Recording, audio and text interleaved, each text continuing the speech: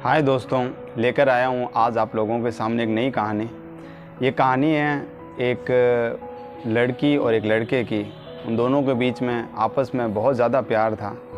तो जो लड़का था उसने हमेशा कोशिश की कि कैसे करके कि वो लड़की की फैमिली को कन्विंस कर सके, और आखिर में ऐसा ही हुआ। तो लड़की का जो फादर था ना, उसने लड़के के सामने एक शर्त रखी कि मैं अपनी बेटी की शादी तो करवा दूंगा, लेकिन मेरी एक शर्त है, और शर्त यह है कि बारात के अंदर कोई भी बुजुर्ग नहीं आएगा बस। अब लड़के ने सोचा यार ये कैसी शर्त है। तो लड़का ने सोचा कि भाई मुझे तो शादी करनी है। तो उसने अपने घर वालों से कहा कि कहाँ ज़रूरत है, आप सब लोग बारात में मेरे साथ चलो।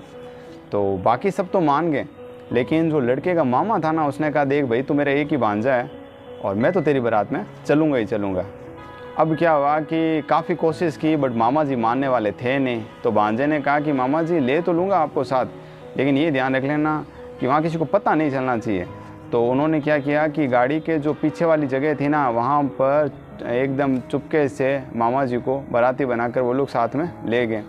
अब जैसे ही वहाँ बारात पहुँची तो मतलब जो लड़की के पिता थे उसने बारातियों के सामने एक दूसरी शर्त रख दी, और इस बार की शर्त ये थी कि हमारे पास में जो एक नदी चलती है ना, उस पूरी नदी के अंदर का जो पानी है ना, उसको हटाकर उसको पूरे को दूध से भरना है।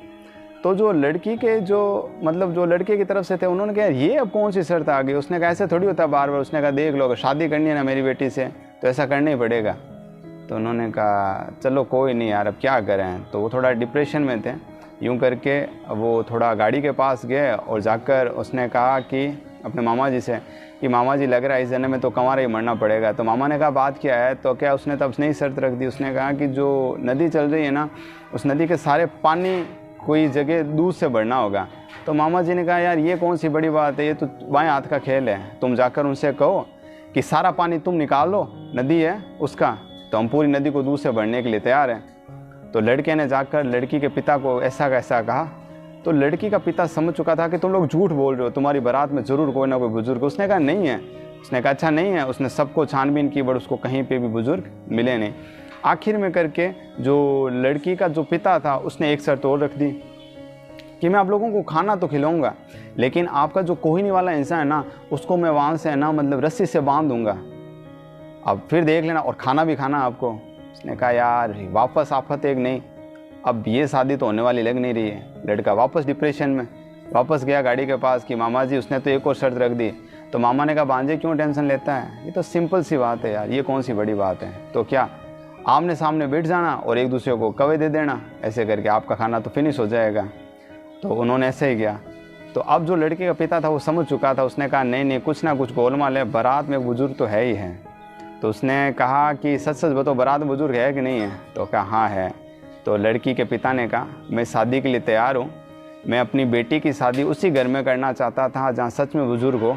मैं ऐसे घर के अंदर अपनी बेटी की शादी नहीं करना चाहता था जहाँ पूरी फैमिली में कोई बुजुर्ग ही ना हो।